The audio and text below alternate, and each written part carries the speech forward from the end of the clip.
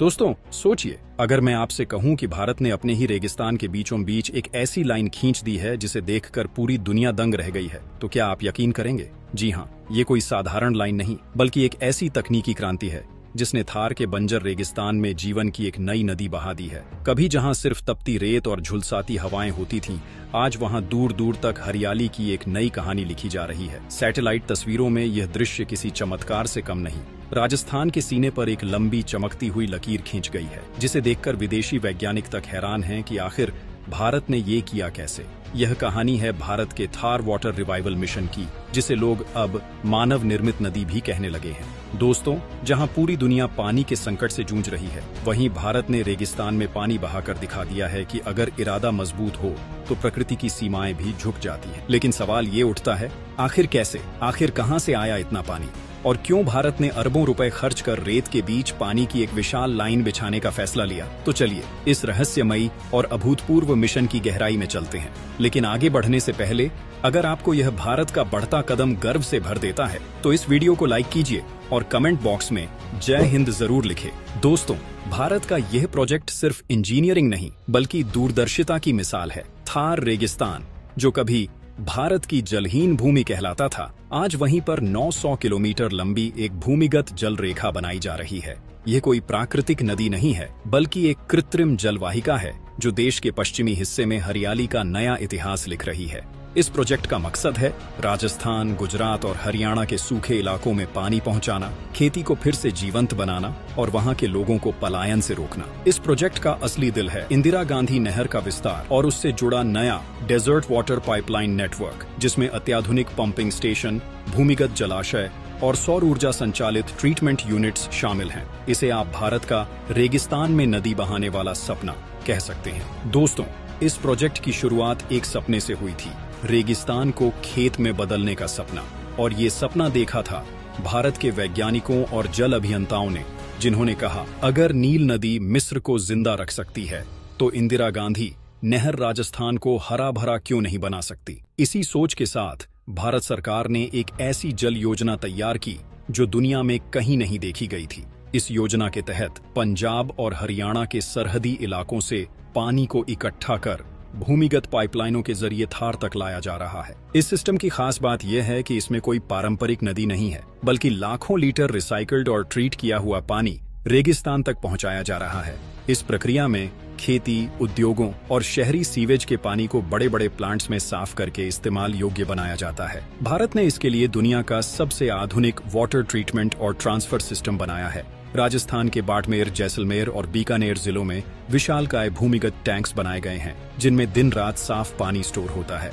फिर सौर ऊर्जा से चलने वाले पंपिंग स्टेशन इस पानी को 900 किलोमीटर लंबी मुख्य पाइपलाइन में भेजते हैं, जो आगे नहरों और छोटी वितरण लाइनों में बंट जाती है। और दोस्तों, इस प्रोजेक्ट की खास बात यह है कि इसमें किसी नदी के प्राकृतिक प्रवाह को नहीं बदला गया, बल्कि यह पूरी तरह मानव निर्मित जल पुनर्चक्रण प्रणाली पर आधारित है। अब सोचिए, जहां कभी इंसान को एक बाल्टी पानी के लिए कई किलोमीटर पैदल चलना पड़ता था, वहीं अब हर खेत तक नल के जरिए पानी पहुंच रहा है। गांवों में कुएं फिर से भरने लगे हैं, तालाबों में मछलियां दिखने लगी हैं और रेत पर हरियाली की नर्म चादर बिछने लगी है। थार, जो कभी जीवन का प्रतीक नहीं था, अब भारत के जल प्रबंधन की सबसे बड़ी उपलब्धि बन गया है। विदेशी विशेषज्ञ इसे इकोलॉजिकल रिवर्सल प्रोजेक्ट कह रहे हैं, यानी धरती के एक सूखे हिस्से को फिर से जीवित करने का प्रयास। लेकिन दोस्तों, यह सब आसान नहीं था।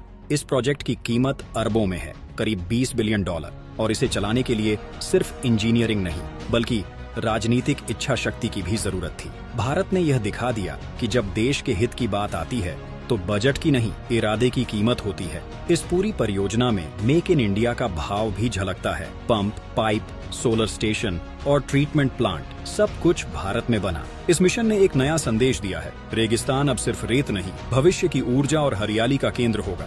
थार वाटर रिवाइवल मिशन आज सिर्फ एक प्रोजेक्ट नहीं, बल्कि एक सोच बन गया है। वो सोच जो कहती है कि भारत किसी भी भूगोल को बदल सकता है। जहां बाकी देश जल संकट से हार मान लेते हैं, भारत वहां जल को पुनर्जीवित करने का तरीका खोज लेता है। और यही है भारत की असली ताकत, जुगाड़ डाच से लेकर जीनियस तक।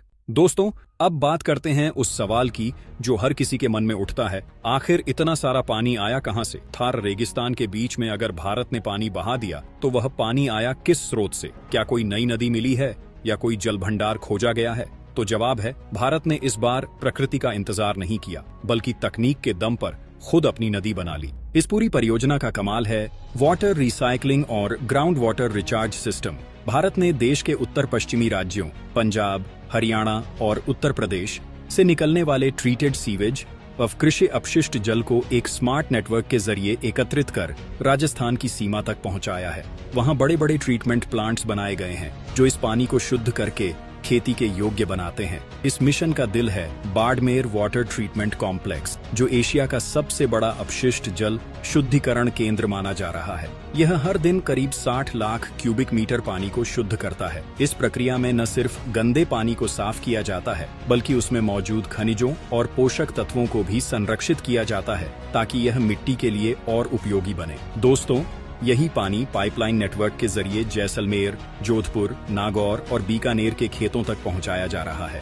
जहां पहले 1 बीघा जमीन पर कुछ नहीं उगता था, अब वहां गेहूं, जौ, बाजरा और सब्जियां लहलहा रही हैं। भारत ने इस मिशन में जलवायु के अनुकूल तकनीक का कमाल दिखाया है। पारंपरिक पंपिंग सिस्टम की जगह सौर ऊर्जा आधारित टर्बो पंप लगाए गए हैं। रेगिस्तान की तपिश को बिजली में बदलने का यह तरीका न सिर्फ सस्ता है, बल्कि पर्यावरण के लिए भी वरदान साबित हो रहा है। करीब 4000 एकड़ क्षेत्र में फैले सोलर पार्क से यह पूरा जल नेटवर्क चलता है, यानी अब न बिजली की चिंता, न ईंधन की। भारत ने इस मिशन को पूरी तरह ग्रीन एनर्जी से जोड़ दिया है और यह इसे दुनिया की सबसे पर्यावरण अनुकूल जल परियोजनाओं में से एक बना देता है। लेकिन दोस्तों, भारत की असली चाल तो कुछ और गहरी है। थार वाटर रिवाइवल मिशन सिर्फ खेती के लिए नहीं, बल्कि रणनीतिक दृष्टि से भी बेहद अहम है।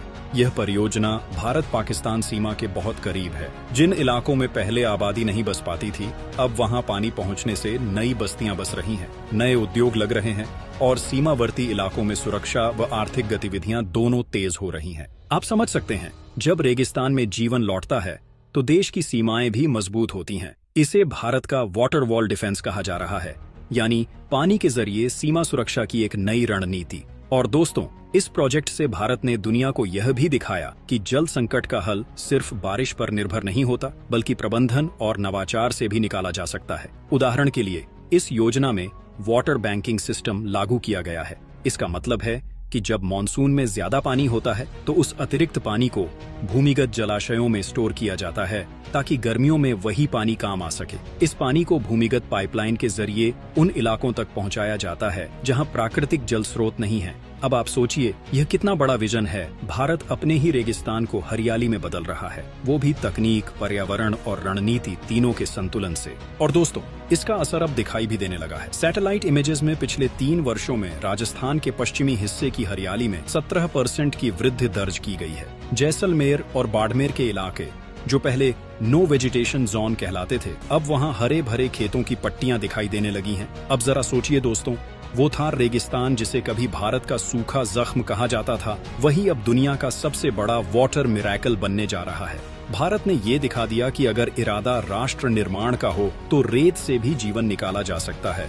और यही फर्क है भारत और बाकी दुनिया में, जहां दूसरे देश संसाधनों को खत्म करते हैं, भारत संसाधनों को जन्म देता है। तो दोस्तों, अगली बार जब आप किसी को ये कहते सुने कि रेगिस्तान में कुछ नहीं होता, तो उसे बस ये बताना वो भारत है जहां रेगिस्तान भी पानी देता है। जय हिंद, जय भारत।